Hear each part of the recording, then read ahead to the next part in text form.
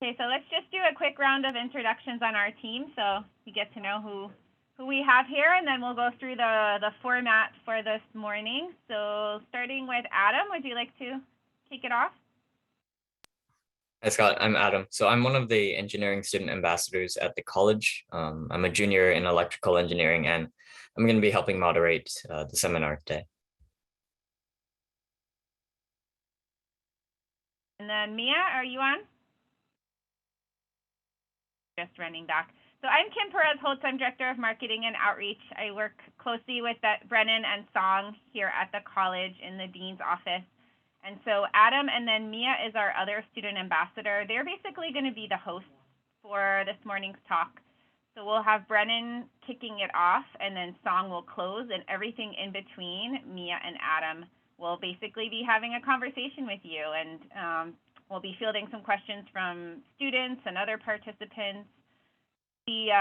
Couple students, couple faculty, and at least one community member in the waiting room. So we do get some folks, we get alumni who join as well. And like Diane Kodama, I don't know if you know her, but she's in the waiting room over there. So it will be a mix, although the primary audience is our student body, our current campus. Hi, Brennan, welcome. Okay, so we were just doing some quick introductions. Mia, would you like to introduce yourself? Hi, I'm Mia. I'm also an engineering student ambassador, and I am a current sophomore, and I'm majoring in electrical engineering. And Mia, thank you for sending me all of the prep material. So I should have no excuse for not knowing or being surprised by a question. And since you kept changing, I invited a lot of hecklers, man. So.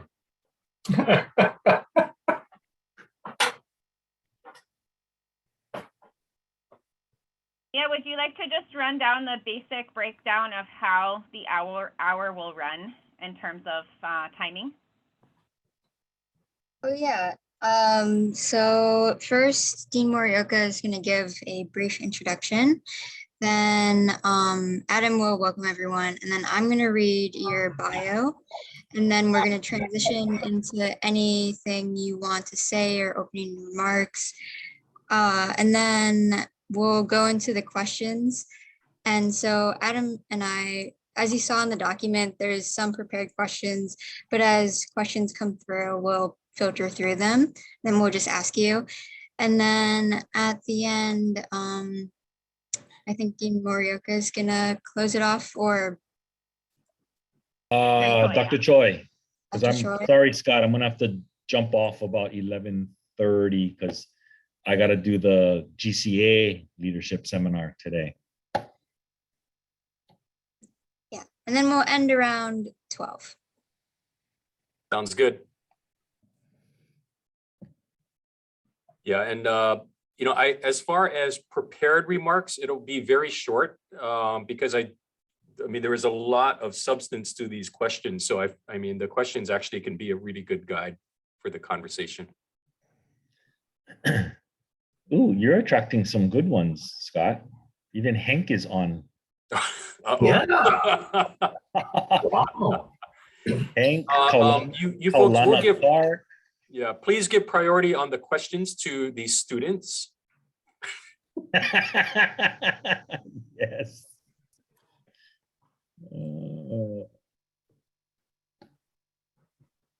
One of your employees, Brianne Yamada. I see some old friends too, like Kaulana. Yep. Yeah.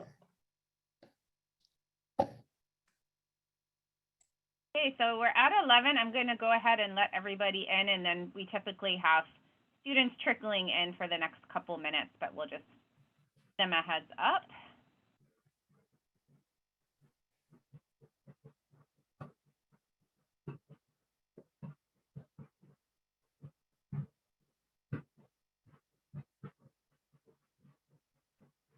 Welcome, everyone. Thanks for joining us. We will be getting started in just a minute.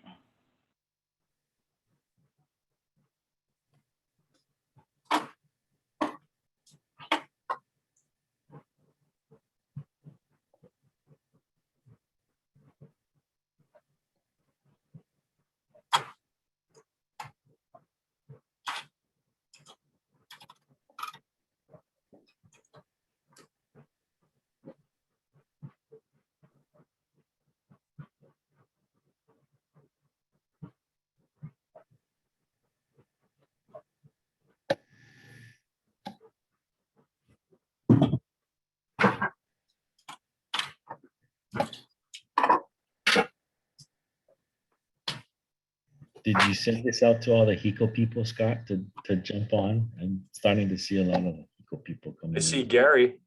I see, yeah.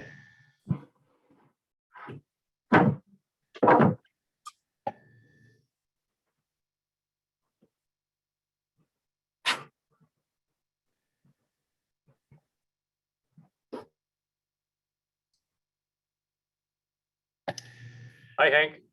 Hey, I'm in New York City right now. I'll be back in Hawaii next Friday. How long are you back for, Hank? Maybe a week, 10 days, something like that. Got it. All right, well, why don't we get started here? And so, welcome all.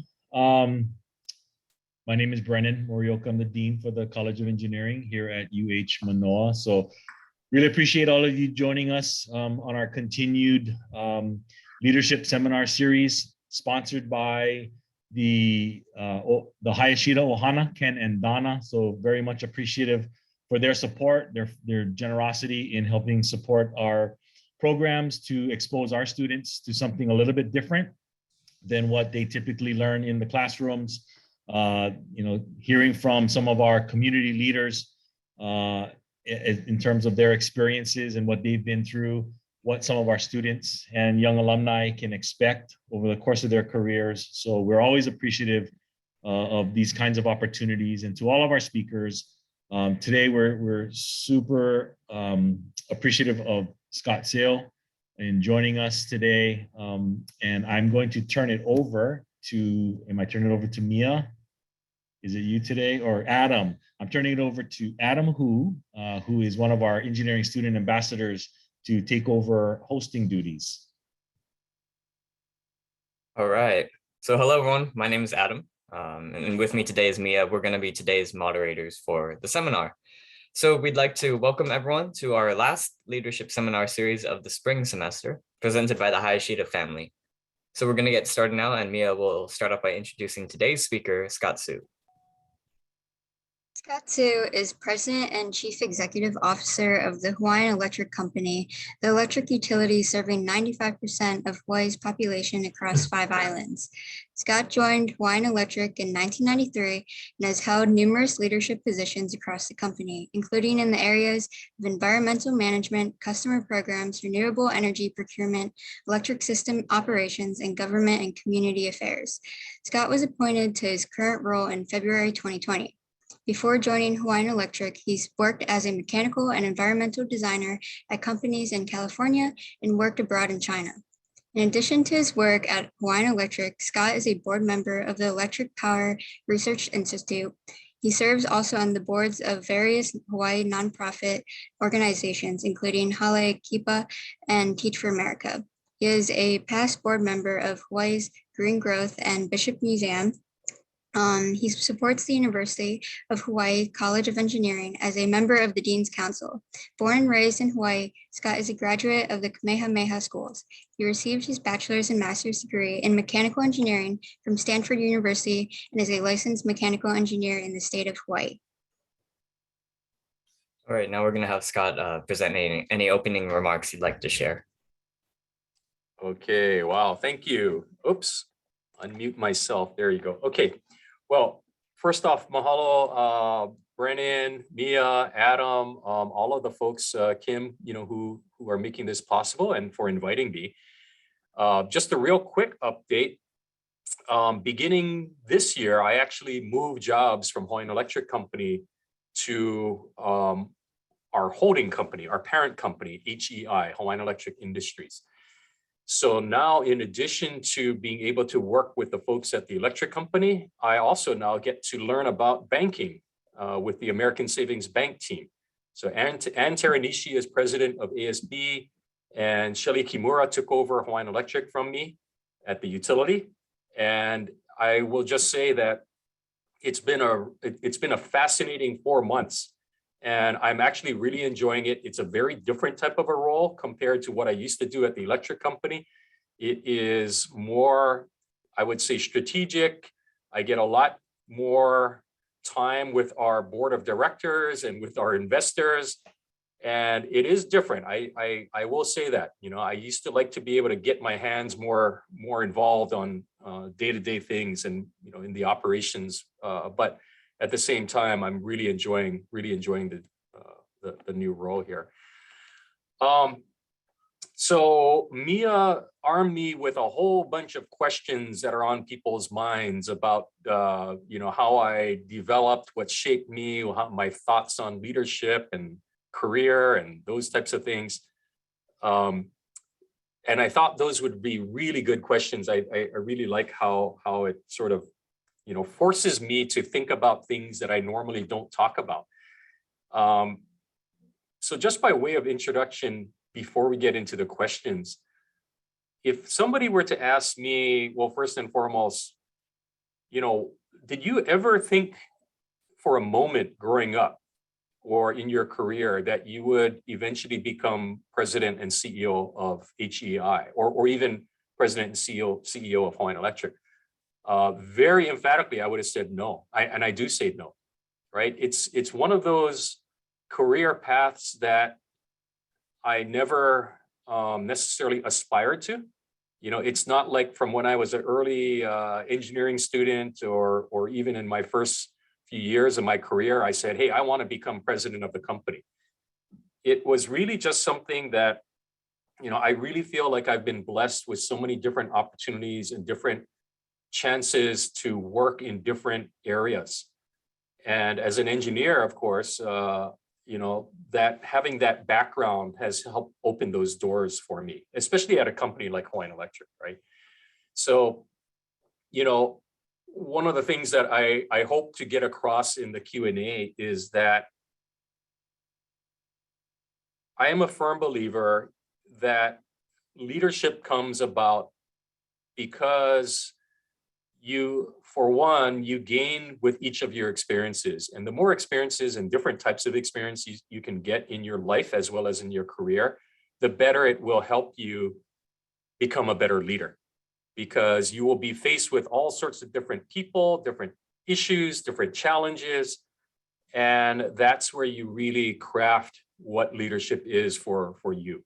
And no one person, right? We're all different. We all have our different areas of strength. We all have our different areas of weakness. The best thing I find and the most enjoyable part of leadership is that invariably, you're never alone. You will always be there with others also helping to lead. Yeah, you may have a particular title or a position, but you know, the style of leadership that I've learned from many others ahead of me and what I like to practice is lead, but with others side by side with you, right? It doesn't matter what position you're in a structure or organization. I am a firm believer that, well, and that's just how I have more fun, frankly, when I am in a leadership role. Okay, that's all I'm going to say because I thought the questions were very insightful. And why don't we, Mia, are you going to be the one to sort of pepper me with the questions? We both will, Adam and I. Okay. All right. So thank you very much, Scott, for those opening remarks. So the next part, like he said, we're going to have a Q&A portion. So audience, if you do have any questions, feel free to put them in the chat, and as time permits, we'll get to them. So our first question to you, Scott, is why did you choose to go to the leadership route so early in your career as compared to working as a traditional engineer that you studied so hard for? So, okay, what you probably didn't hear in my bio is that my career actually was sort of wandered. Okay, right out of college with my engineering degrees, I did end up working on the mainland as an engineer, mechanical design engineer at a company called Westinghouse. And that was probably what I would call my one pure engineering job in my career. Because yeah, I was having to, lay out designs, call out, specify welds, and select select parts from, we were working on a military contract. So I had binders in those days. This was way back in the old days, right? We had binders of military standard equipment that we could specify from, right? So that we could throw all that stuff into the designs. And after a year doing that, I thought, I just don't know if this is where I see myself for the next 20 or 30 years. It was sort of interesting. It was sort of neat being part of this huge design team, but something in it just, I don't know, I wanted to think about a different pathway. So one of the, I still remember vividly when I walked into my engineering leader, my boss's office, and I said, hey boss, I'm going to quit and I'm going to go to China to teach English at a Chinese university.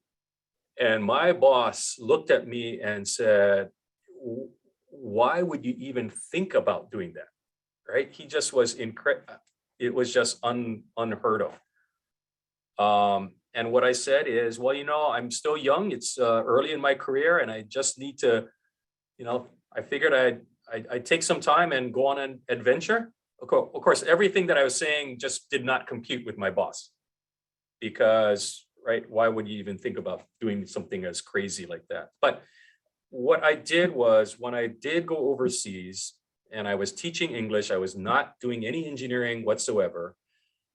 It allowed me time to just sort of reflect on what I wanted to do in my career. And one of the things that the seed got planted in me when I was working overseas in China, and this is way back in the old days, this is in the late 80s, early 90s. I was exposed firsthand to how a large, growing, heavily urbanized population, its impact on the planet is just horrendous. And you can imagine, China is one of the most challenging places when it comes to environmental issues and air pollution, denuded mountains, you name it, everything was there right in the area that I was living and traveling in.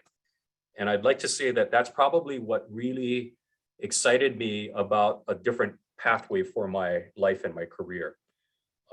So having said that, I switched into more environmental engineering. My first job back in the US after that was at an environmental consulting company, doing air pollution control studies for EPA and other clients. And working at a consulting company, I got an exposure there to a different type of engineering, and where you have clients and you actually have to learn how to understand what the client's needs are and be responsive to them and come up with solutions for them. And so that was probably where I started to get slightly away from, doing the hard design work and starting to do more of the combination of the people and the engineering. And after that, was able to come back home to Hawaii in 1993, getting a job at the electric company in the environmental group. And by then, I was no longer doing what I would call real engineering. There I was the interface with our engineers who actually were doing the engineering or managing the projects at our power plants or our energy system. And I was interfacing with them and Department of Health and EPA and the public on how, as we move forward at Hawaiian Electric, how we were going to meet what was expected of us in terms of environmental protection. And so I would say that little time frame in my career was where I sort of moved from being that design engineer to being more of the people-facing person, but still relying on my technical and engineering background to be able to translate between the two worlds of, right, as we can think of technology versus what maybe the non-technical folks are really interested or concerned about. So, and from that, it just then went into just greater opportunities within the electric company to work with larger groups of people and employees. And just, that's where I then ended up taking on leadership roles. So that's the story. It just happened. And like I said, in that it was just going through that very first job that I had to think to myself, do I really see myself doing this for the next 20 years? And that was probably one of the most important pathway decisions for me. Thank you for sharing. I think something as I consider as like an undergrad student, I generally think of, oh, like, what am I going to do after college? And usually like the thing that I imagine doing after college, I think like I'm going to stick with it like for the rest or for a majority of my life. And it's good to know that it doesn't have to be that way. And you should like kind of play it by ear and kind of see where your life kind of takes you, and just be open to like, all the, just whatever factors come into play. So yeah, thank you. You know, and I know that I'm also speaking as a parent, and I know that I can tell you my parents were probably just as thinking I was crazy when I decided to walk away from Westinghouse at the time. But I think you said it correctly, Adam, which is, if you think about each of the experiences that you have in your life as sort of giving you a little bit more to flesh out what your overall life package is, right? I don't think that there's any such thing as a wasted experience, as long as you're taking something from that and learning, right? Because even when I was in China teaching English, it actually helped me to think about, how do I communicate with, other people who don't necessarily think or did not grow up the same way that I did. We actually look similar, but we came from very different backgrounds. And how do I actually connect and understand what that other person is thinking, and then how can I help them understand what I'm thinking, right? So that actually has really helped me in my current role. Yeah, thank you. So my question to you is that, well, you've been a mentor to many, many people here in Hawaii, and now in your role as CEO of HEI, you have a greater opportunity to mentor even more young leaders who may become future CEOs and community leaders in their own right. So what are those relationships like for you? And is there something specific you look for in a potential mentee? I have been blessed in my entire life and career with, mentors, and, many of them were not necessarily formal. Hey, I'm going to mentor you. They were just folks who, helped to really guide me and show me the way. I did have a few formal mentors too, but for the most part, I was really lucky to be able to work with and just get to know people who, just were willing to share how they would approach things or how they approach different jobs. I'll share that even when I was named to become president of the electric company back in 2019, one of the first things I did was I reached out to a few of the CEOs around town who I happened to, not necessarily know very well, but enough that I could ask them, hey, would you mind going out to have breakfast or lunch with me? Because I just wanted to ask them, so what was it like when they went through the transition of, being an executive, maybe a vice president, now to taking over as president or CEO of a company or organization? So what I guess the reason I share that is because I still, even to this day, even in my new job as CEO of HEI, right, one of the largest companies in Hawaii, I am still looking for mentors or people who can also, guide me.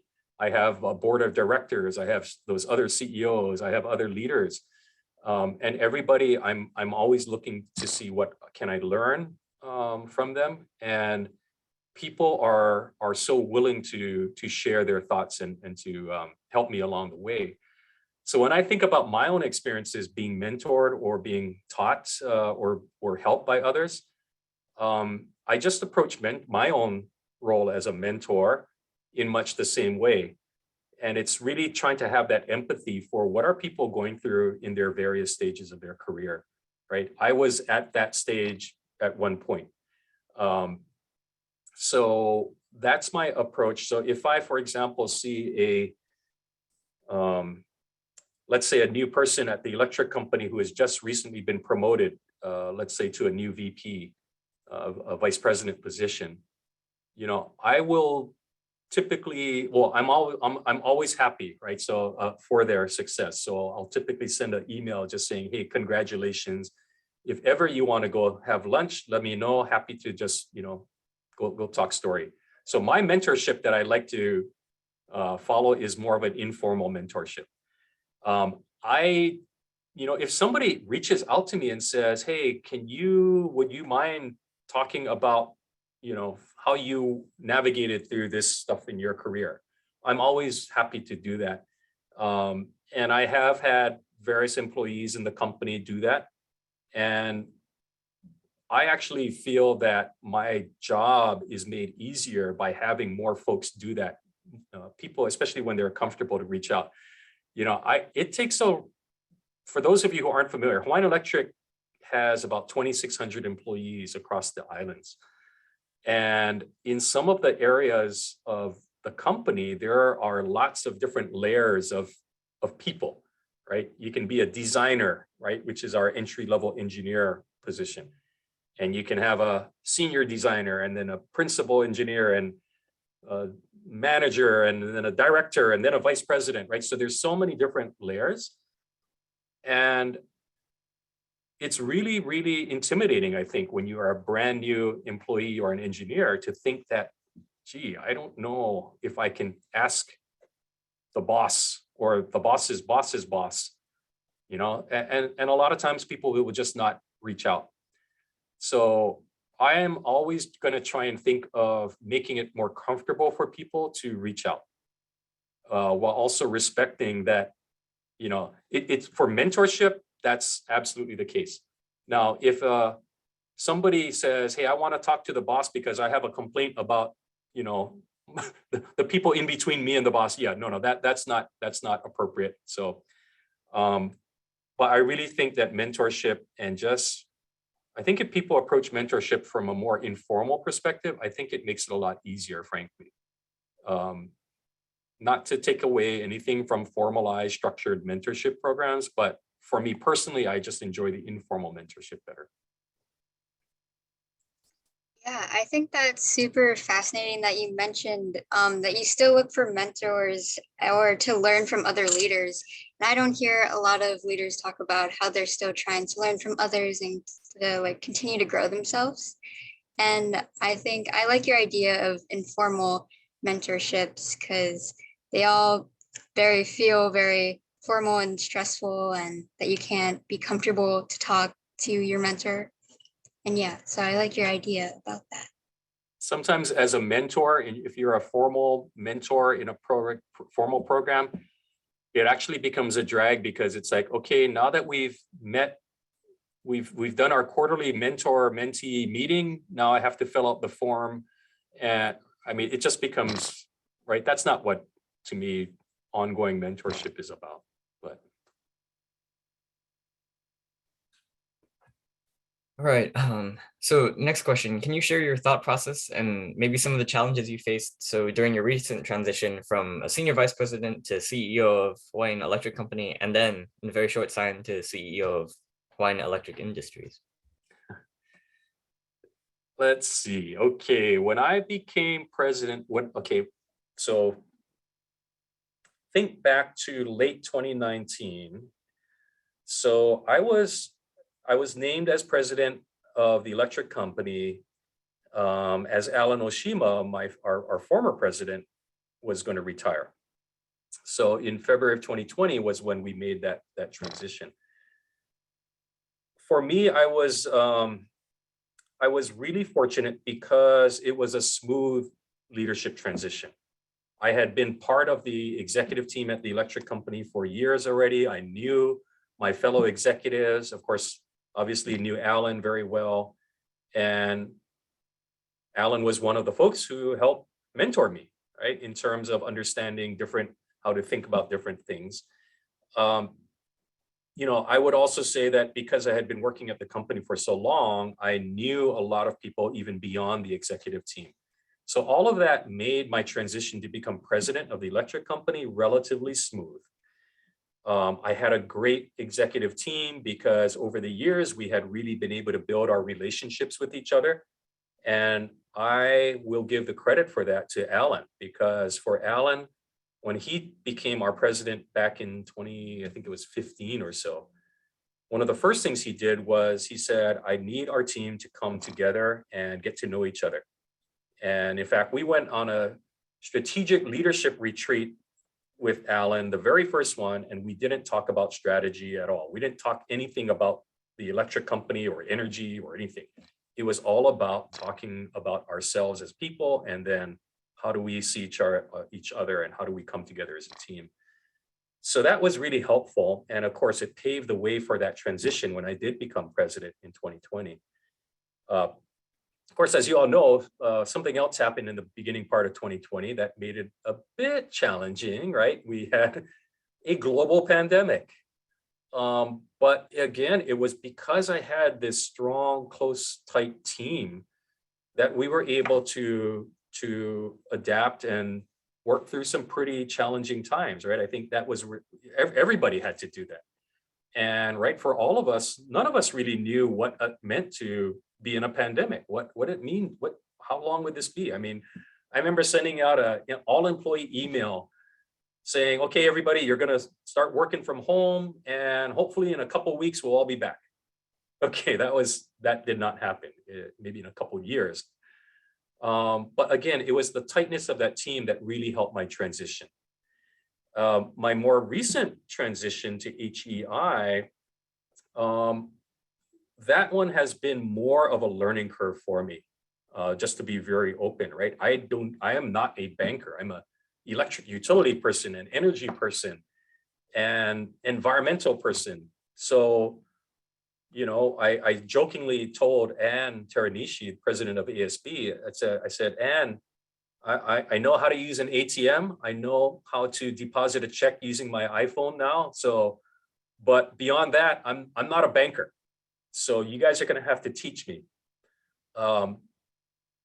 Probably the best thing that I can say that's helped me in my current transition is my comfort in telling people what I don't know, and trying to make it comfortable for folks to actually teach me, right? Because when you have a new boss, sometimes you don't know, gee, am I going to insult them by, you know, assuming they don't know something, right? So, but it helps me learn things faster by being just very open with folks about what I do know and what I don't know. And my role as president CEO of HEI is not to do Ann Teranishi's job. It's not to do Shelley's job. So it's also been very critical in making these types of transitions is understanding what I have to let go of, right? And allow people like Ann and Shelley to do their jobs.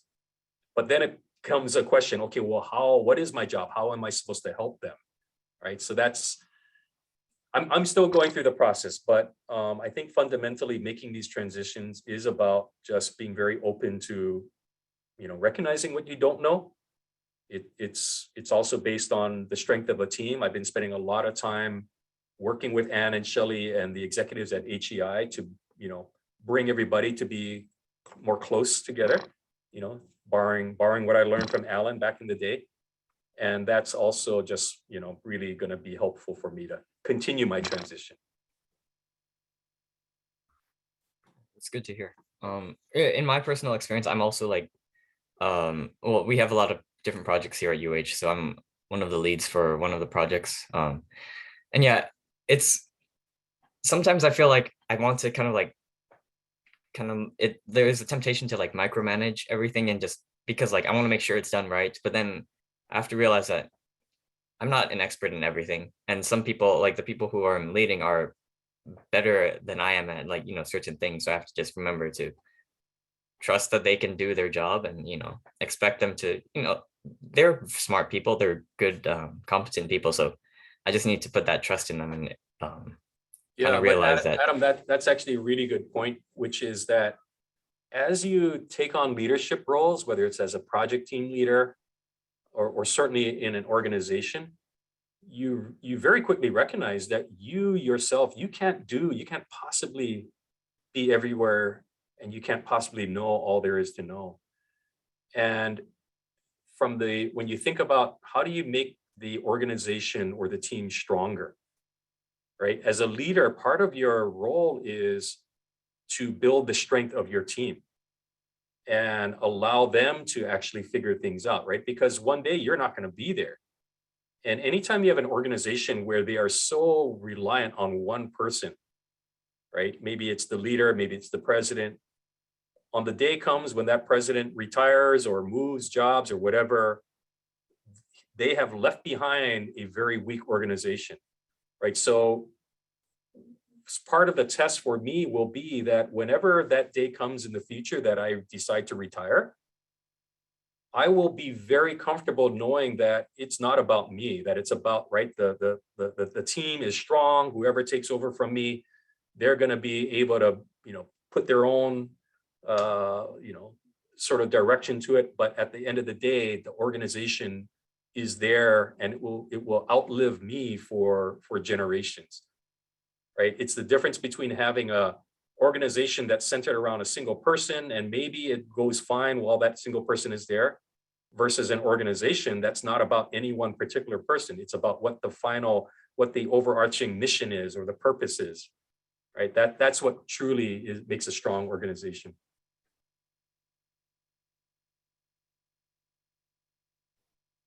Thank you. So my next question to you is that you have served on the Engineering Dean's Council since its inception and have continued to serve over the years. Of all the boards and nonprofits you can choose from, why did you believe it's so important to you to serve as an advisor to the College of Engineering? The first part of the answer is easy. I actually feel very comfortable being around my fellow engineers. Right? We just communicate in a certain way, and we can approach problems in a certain way. No, I really take seriously that I have an obligation to serve, to be part of other organizations if I can help in any way possible. And so because of that, right, I am involved in a variety of different nonprofit organizations and boards. But the College of Engineering, to me, it really does resonate for me, because for me, I am a firm believer that engineering is at the center of being able to, solve the problems of our community, and also to help our economy become stronger and create opportunity, right? And it's not to take away from other industries, but I really do feel that, when you look at, take any place in the world where you have a strong, vibrant community, to me, there's almost always going to be a sector of that economy that's focused on technology and innovation and engineering. And I know that, Dean Morioka, Hank, Dr. Choi, others on this call, right? All of us, we also feel that way, that if you allowed us to actually, or the engineers of the world to actually, okay, this is going to sound a little bit self-serving for us engineers, but right, hey, let us figure this stuff out. Because we are going to approach problems in a way that is practical, that it actually works, that we get taught how to optimize things. Now, okay, granted, engineers also don't necessarily make things look the prettiest. That's why, okay, you bring an architect in every now and then, right? But I really feel that the engineering profession is so key to having that economy of opportunity and balancing the needs of the community. Yeah, I went to school in California. I did not go to the College of Engineering, but for me, my connection is more to the engineers, not necessarily the University of Hawaii or Stanford University. I view it that we're all becoming part of this broader engineering community, and that's why I still enjoy really serving engineering by being on the College of Engineering Dean's Council. It's also been a terrific way for me to meet others. I mean, I don't know that Hank Rogers and I would have ever met each other, or at least gotten to know each other and consider ourselves friends and colleagues, but for being on the Dean's Council together. Right? If I hadn't served, or if Hank hadn't served, Hank would have been always out there saying, Scott, at Hawaiian Electric, bad, bad, bad, right? How come you guys aren't getting to 100% faster? And I would have always thought, Hank, you know nothing about running an electric system.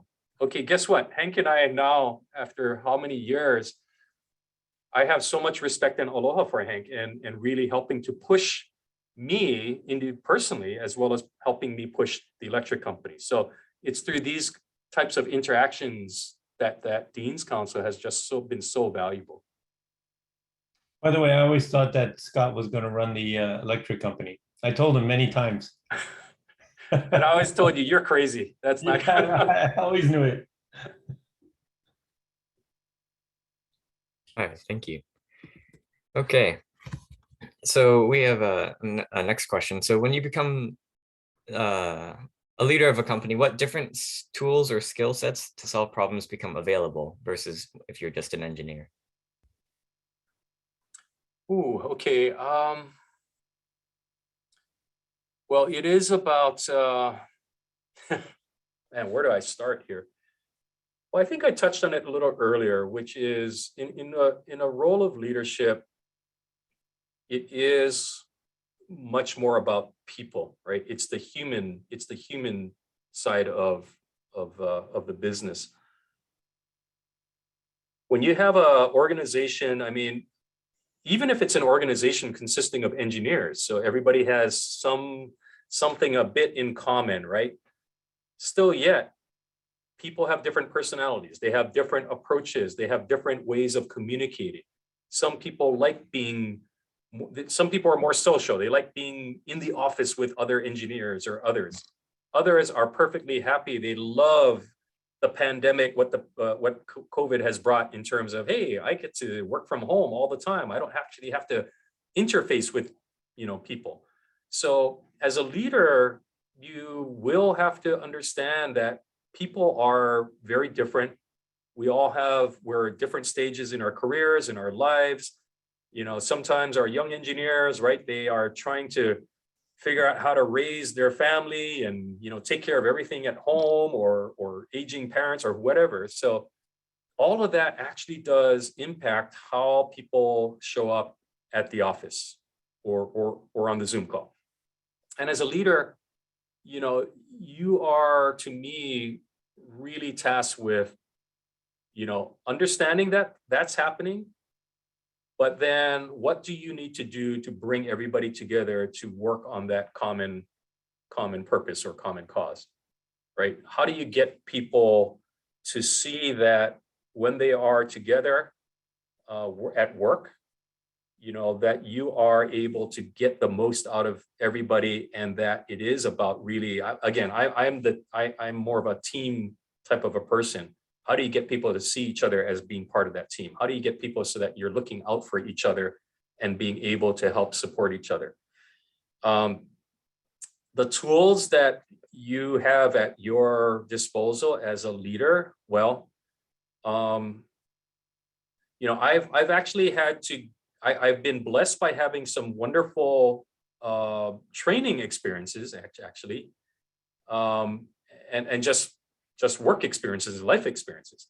So I already mentioned how Alan Oshima back in the day, he forced us all to get together, and he brought in a facilitator, and you folks, you younger engineers, young students, when you start working, sometimes you will be exposed to offsites and retreats and those types of things. And honestly, some are okay. Some others are way better than others. The ones that I found a lot of value are where it is structured, where it is everybody understands that you are there to achieve certain objectives. But very importantly, like I said in the Alan Oshima story, do not jump and skip over the human part first, right? Because think about it. If you just get together and all you do is focus on the technical parts or the strategic parts without actually understanding that the human parts, that the team is strong, then your team will never be as effective in executing what the strategies are. So the tools that I have been blessed with and I continue to rely on are those types of trainings, the opportunities for people to come together. I went through a good training program a number of years ago in design thinking. And, you know, I know that probably a variety of a bunch of folks on this call have also been exposed to design thinking. If you haven't yet, that is something that I would highly recommend, because for me, design thinking, it sort of opened my eyes to things like empathy. Right. I don't think when I went to engineering school, I never took a class and understood truly what it meant to be, you know, put the empathy step in before I start trying to design the solution. And so it was really helpful for me to go through a design thinking training. And it's something that I still use every single day, right? Before I even assume what the right problem is that to be solved, much less the solution. Okay, take the time up front to talk to people, to real people, and a variety of folks, just to get those, you know, those insights. So I think that there are certain trainings like that that I have found very useful, including in my current job. And then there's, of course, other normal, more nuts and bolts types of trainings that I also go to. I'm not sure if I answered the question really, but. Yeah, I feel like that answered the question. Yeah, it's engineering is so like technical and like math, science intensive. It's always easy to like immerse yourself in that and completely forget like, oh, there's people who actually do the engineering. So yeah, and if the people aren't happy, if they're not, you know, nurtured, well cared for, then they're gonna not do as well. So it's important to like create the relationship, and then from that foster their skills and their abilities and help them to grow. So you mentioned that before your boss didn't understand why you wanted to teach English in China. Did you feel the same questioning or feel like you needed to defend your decision when re-entering the engineering industry? You know, I think when I was applying, so when I came back to the United States after China, and remember, I had this seed planted in me that I wanted to go save the world now, right? I wanted to get into environmental engineering. I remember my job prospects sort of got narrowed down to either working at that environmental consulting company or taking a job at the Environmental Protection Agency out of San Francisco. And nobody ever asked me, gee, on your resume, what, I mean, I think they did ask me, well, why did you take a year off or a year and a half off to go, you know, not do engineering? But that did not really become a hang up for me, because again, my story about why I was then applying for a job with them was, well, look, I'm trained as an engineer. I got my degrees. I did a year, but I have a passion, right? I was able to tell the EPA person as well as the consulting company person why I really wanted to get a job there. And it was because of that experience in China that really opened my eyes to this issue of environmental protection. And so I think anytime that you are going to, you know, entering whether it's a job interview or something like that, people are always going to ask you that question. Why do you want to work here? Right? What makes you different from somebody else who's applying for the job? And if you have a genuine passion or a genuine connection, that to me is going to be what people will really care about. Yeah, now if I had stopped out of engineering for 10 years and, you know, became the best English teacher, and then I said, okay, I want to go, you know, apply for an engineering job. Okay, maybe a little bit harder, yeah, but at least for that year and a half that I, you know, did the English teaching, that wasn't a factor. Yeah, I think that's really good advice to all the students, because going into something that you're actually passionate about and have a real big reason to is really important. Yeah, and it'll make your job even more fun, right? I mean, if you know what the purpose is of why you're there, then and you're able to work for that, then that'll take you through those challenging times. Because no matter what job you have, you're always going to have some days that you're going to go, oh my gosh, why am I here? Or, gee, that was a rough day. I didn't quite move ahead as far as I wanted to. Or, you know, people keep peppering me with emails and meeting requests, and at the end of the day, I haven't done what I wanted to do today, right? So you're always going to have that no matter what type of role you have. And I will say, even as president and CEO, I have those days too. Yeah, but as long as you can always say that, well, I've been blessed because I'm in a role or at a company that is helping me do what I want to do for, you know, that higher purpose. So we have another question from the chat. I imagine that leadership roles encounter many challenging problems. So what would you cite as your greatest leadership challenges? And have you learned any particular strategies for dealing with teams that are not performing well? Yeah, you know, so I'll use an example of when I was at the electric company during the pandemic. And, you know, as you can imagine, right, a lot of different challenges getting thrown. You know, what do we do in terms of balancing the need to keep moving ahead versus making sure that we were doing everything possible to protect the health and safety of our employees. And you know, we had lots of debates, as I'm sure everybody had, and, you know, including at the university, about what was the right policy. How do we strike that balance? So it really came down to really being able to help people understand what we needed to do. Still, it didn't matter that there was a pandemic. I mean, we had at Hawaiian Electric, half of our employees still had to report in every single day to work, right? These are the folks that you see driving the trucks, fixing the poles and the lines, or working at the power plants. For those folks, they did not have an option of working remotely, working from home. So how do we still look out for those folks, right? We had to be creative about thinking of, you know, grouping folks into pods and asking people not to share the truck, right? Two folks working in a truck together. Sorry, you guys got to drive separately.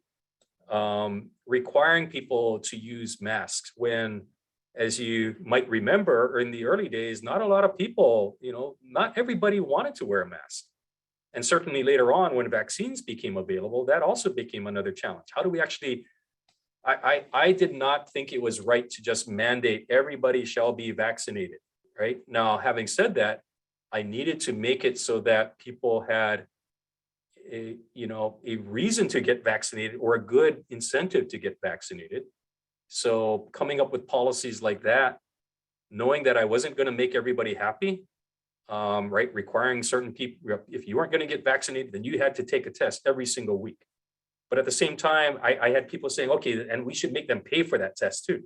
And I said, no, we're not going to make people pay for their tests, right? So in these different leadership situations, you're going to constantly be faced with different options, and some may be more aggressive than others, especially when it comes to things like, right, human issues.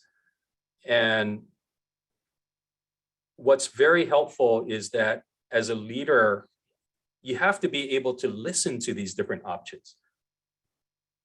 If you don't listen to them, then you will probably just be making decisions in only one direction.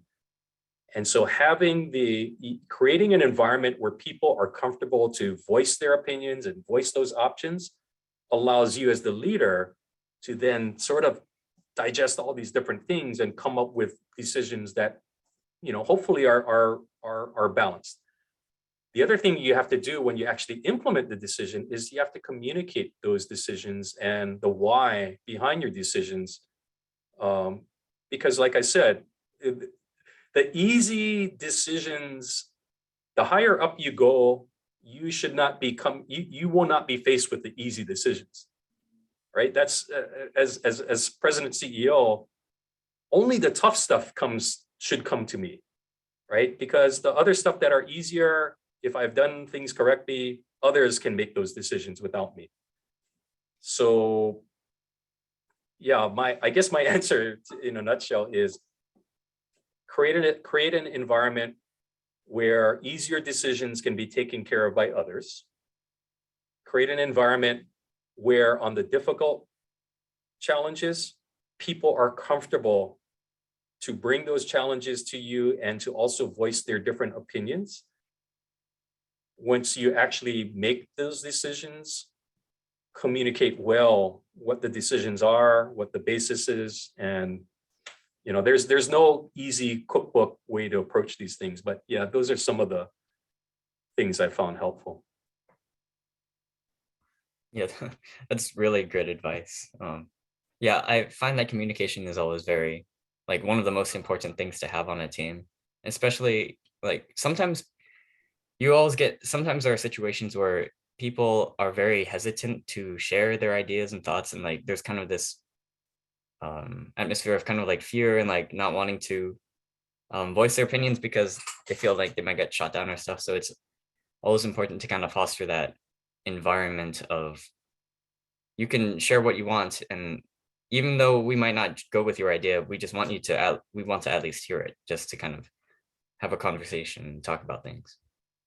I saw I think it was Justin in the chat box mentioned about Obama also saying that only the tough decisions are right, come to him. There's also terrific leadership lessons when you look through history, especially some of the senior people, whether they're presidents or so on. And I remember reading a book years ago. I think if I recall correctly, I think it was called 13 Days or something. It was about when Kennedy was president and dealing with the Cuban Missile Crisis. It's a really old book, but if ever you read it, yeah, I think you can get a lot of lessons learned.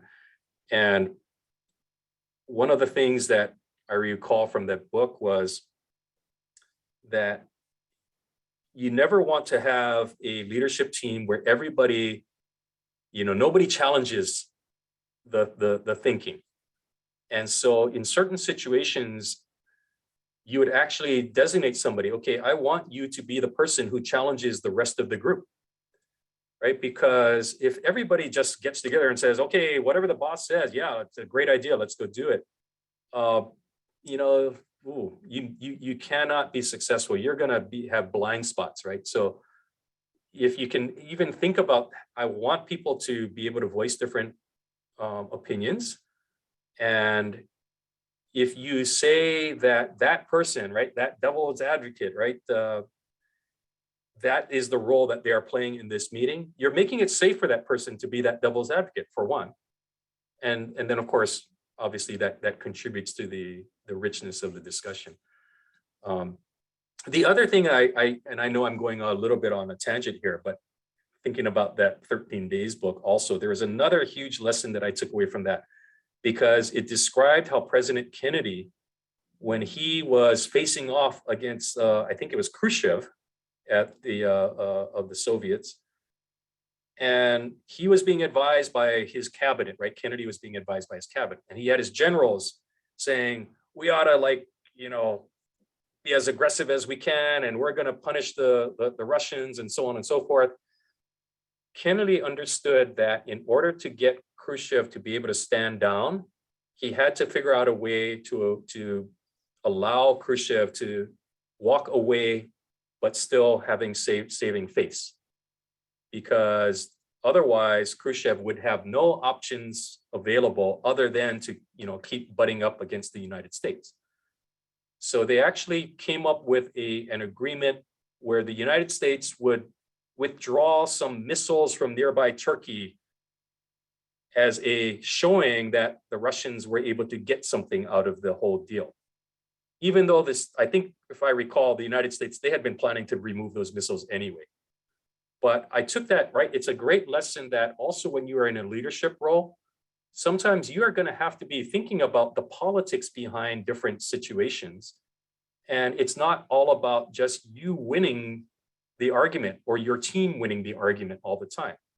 It's also about how do you view the other person or the other organization, and how do you provide something for them, right? Because ultimately now you are able to say, okay, we each got something, and each group or organization or person walked away, with something, right? So that's another leadership lesson I learned from that book. So again, read a lot of books. I think that's another really good lesson for me that I've benefited from.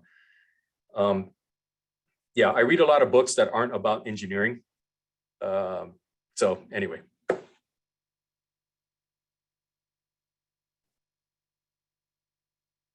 So last question to wrap up everything. In your opinion, what does Hawaii need most from the next generation of leaders? I think we need leaders who are able to engage beyond their normal swim lanes. Okay, and what I mean by that is, using myself as an example, I worked at the electric company. Now I work at HEI. Okay, our swim lanes are electricity and energy and banking. Okay, now you might say that, well, that's our core business. That's what we do. Okay, people will come and say, but one of the biggest pressing issues in Hawaii is affordable housing. Okay, so one might say, well, what does the electric company have to do with affordable housing, or what does ASB have to do? Is that really our core business? Well, obviously we provide energy to housing. We also can provide lending, help people with their mortgages on housing. So those are the natural things that the electric company and the bank would, how they would play.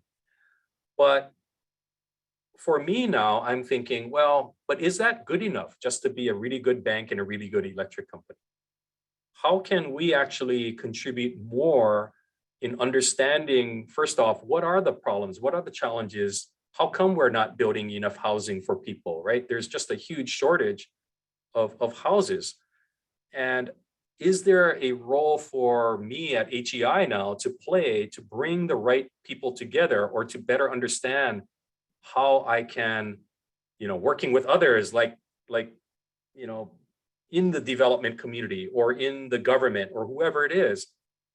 And maybe at the end of the day, I still don't have a lot of a role to play, but at least if there's a way that I can actually understand and help connect people and help, be a part of that group that convenes the right people to solve these problems, then that's how you help move things forward. As long as people just stay in their swim lanes or just stay in their silos or boxes, then people will do what you can in your box.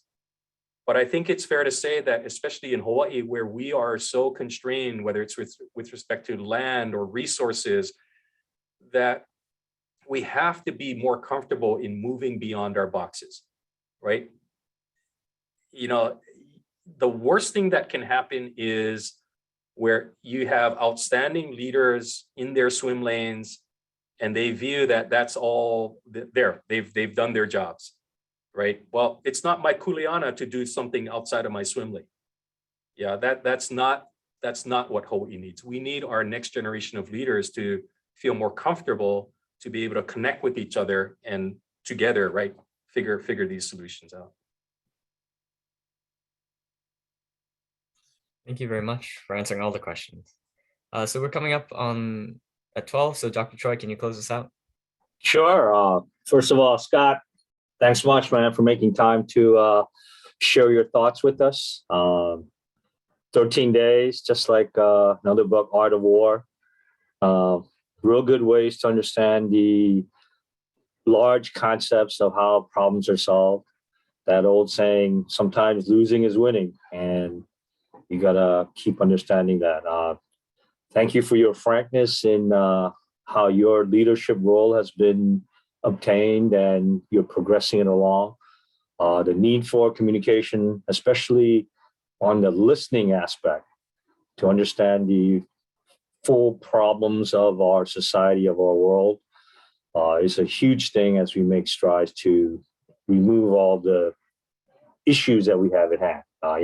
One of the things that I've been telling a lot of our engineering student ambassadors, and I'm sure Hank will appreciate this as well, is like, if you can't predict the future, become an engineer and create.